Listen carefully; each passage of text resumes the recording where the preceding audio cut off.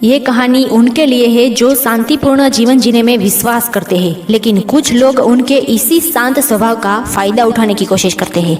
अगर आपको भी लगता है कि अच्छे लोगों के साथ ही बुरा होता है तो इस कहानी को ध्यान से सुनना। एक बार की बात है, गौतम बुद्ध अपने शिष्यों के साथ बैठे थे। उसी समय राजा अजातशत्रु वहां पहुंचे और बुद्ध से कहा, हे भगवान, जब से मैं आपका शिष्य बना हर कोई मेरा शोषण कर रहा है। आपका शिष्य बनने से पहले सभी लोग मुझसे डरते थे क्योंकि उस वक्त मैं बहुत क्रूर था। मैं किसी को मौत की सजा देने के लिए 2 बार भी नहीं सोचता था। लेकिन आपका शिष्य बनने के बाद मेरा किसी को दंड देने का मन नहीं करता और ना ही मुझे गुस्सा आता है। मैं शांत हो गया हूँ और सभी को दया भावना से देखता हूँ, लेकिन कुछ लोग मेरे इसी शांत स्वभाव का अनुचित लाभ उठा रहे हैं और इसने मेरे राज्य के लोगों को भी एक तरह के खतरे में डाल दिया है। कृपया आप मुझे बताएं कि मुझे अब क्या करना चाहिए। राजा अजातशत्रु की यह बात सुनकर बुद्ध उन्हें एक कहानी सुनाते हैं और कहानी कुछ इस प्रकार है। एक बार एक बड़े पेड़ के नीचे एक छेद में एक जहरीला सांप रहता था।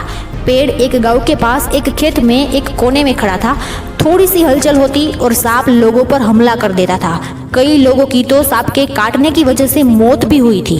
सांप के डर की वजह से लोग उस पेड़ के पास जाने से भी डरते थे। एक दिन एक साधु गांव से गुजर रहे थे और उसने उस खूबसूरत पेड़ को देखा। उसने सोचा कि आगे बढ़ने से पहले थोड़ी देर इस पेड़ की छाया में ध्यान कर लेता हूँ। और उस वक्त कुछ गांव वाले अपनी गायों को लेकर घर वापस जा रहे थे। उन्होंने साधु को देखा और उसे सांप के बारे में चेतावनी दी कि ये सांप इतना खतरनाक है कि जो भी उसके पास जाता है वो उसे काट लेता है। ये सुनकर साधु मुस्कुराए और पेड़ की ओर चल पड़े। जैसे ही साधु ध्यान करने के लिए बैठे, सांप गुस्से से फुफकारते हुए अपने छेद से बाहर आया और काटने के लिए तैयार हो गया। साधु ने सांप की आंखों में देखते हुए एक मंत्र का जाप किया और चमत्कारिक रूप से सांप उससे बातचीत करने लगा। सांप उस साधु से कहता है कि हे मनुष्य, क्या तुम मुझसे नहीं डरते? क्या तुम नहीं जानते कि ये मेरा क्षेत्र है और यहाँ आने की किसी की हिम्मत नहीं है? साधु ने करुणा से कहा, हे मेरे प्रिय मित्र, इसमें डरने की क्या बात है? मैं किसी चीज से नहीं डरता। मैं मृत्यु से नहीं डरता और ना ही जीने की इच्छा रखता हूँ। तो फिर मैं तुमसे क्यों डरूं? साधु ने आगे कहा कि वास्तव में देखा जाए तो तुम डरते हो कि कोई तुम्हें मार ना दे और इसीलिए तुम दूसरों को काटते हो। साधु की यह बात सुनकर सांप चकित रह गया क्योंकि अब तक उसकी मुलाकात ऐसे लोगों से हुई थी जो उसे मारने की कोशिश करते थे या उसके डर से भाग जाते थे, लेकिन वो कभी ऐसे व्यक्ति से नहीं मिला जो उससे नहीं डरता। साधु की बात सुनकर सर्प साधु के चरणों में लिपट गया और बोला, हे प्रभु, आप सही कह रहे हैं। मैंने आज तक जो कुछ भी किया है अपनी जान बचाने के लिए किया है। सर्प को समझाकर साधु वहां से चले गए। साधु की बातों से प्रभावित होकर सर्प ने निश्चय किया कि आज से वो किसी को नहीं काटेगा। वो अपने क्रोधी स्वभाव को त्याग देता है और दूसरों को काटना बंद कर देता है, लेकिन इसका नतीजा उल्टा निकलता है। जब लोगों ने देखा कि सांप ने दूसरों को काटना बंद कर दिया है तो लोग उसका फायदा उठाने लगे। जो उससे डरते थे और दूर भागते थे अब उसे पकड़ने लगे। अब लोग उसे चिढ़ाते थे, खरोचते थे और चोट पहुंचाते थे। अब सांप हमेशा घायल और जख्मी रहता था। वो बहुत दुखी था और अपने जीवन का सबसे कठिन समय बिता रहा था। एक बार वो साधु एक बार फिर से उस गांव में आए और उसी पेड़ के नीचे बैठ गए। तभी उसने उस सांप को देखा। उसे इतनी दयनीय हालत में देखकर वो साधु बहुत हैरान हुए।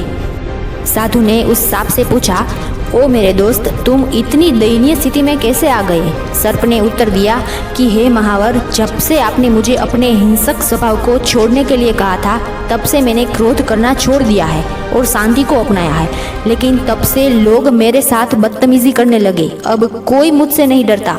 लोग आते हैं, मुझे चोट पहुंचाते हैं और मुझे दयनीय हालत में छोड़कर चले जाते हैं। सांप की यह बात सुनकर साधु ने कहा, मेरे प्रिय मित्र, मैंने तुमसे कहा था कि बेवजह दूसरों को मत काटो, लेकिन मैंने तुम्हें तुम्हारी आत्मरक्षा के लिए फुफकारने से नहीं रोका। साधु और सर्प की ये कहानी सुनाने के बाद बुद्ध ने राजा अजातशत्रु से पूछा, हे राजन, इस कहानी से आपको क्या समझ में आया? क्या तुम भी मेरे उपदेश को उस सांप की तरह गलत तरीके से ले रहे हो? मैंने तुमसे कहा था कि अपने क्रूर स्वभाव का त्याग करो, लेकिन राजा के कर्तव्य को छोड़ने के लिए मैंने कभी नहीं कहा था। तुम्हें बाहर से कठोर होकर राजा बनने का कर्तव्य निभाना है। तुम्हें अंदर से साधु की तरह और बाहर से राजा की तरह शासन करना होगा। दोस्तों, अक्सर अच्छे लोगों के साथ ऐसा ही होता है। जैसे जंगल में सबसे पहले सीधे पेड़ों को काटा जाता है, वैसे ही अच्छे लोगों का लोग बहुत फायदा उठाते हैं। और इसके कारण जो लोग अच्छे होते हैं उन्हें अपने जीवन में कई कठिनाइयों का सामना करना पड़ता है। इसलिए लोगों को अपनी मर्यादा में रखने के लिए परिस्थिति के अनुसार व्यवहार करना सीख जाइए।